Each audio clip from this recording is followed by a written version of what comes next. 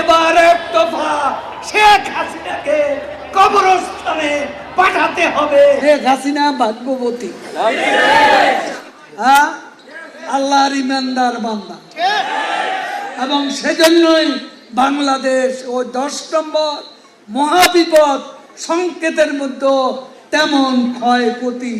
এক দফা শেখ হাসিনাকে কবরস্থানে পাঠাতে হবে। শেখ হাসিনা ভাগ্যবতী। মঞ্চে এত নেতার দরকার নেই, কর্মী দাঁড়ান, নেতা কমান, এত নেতার দরকার কি?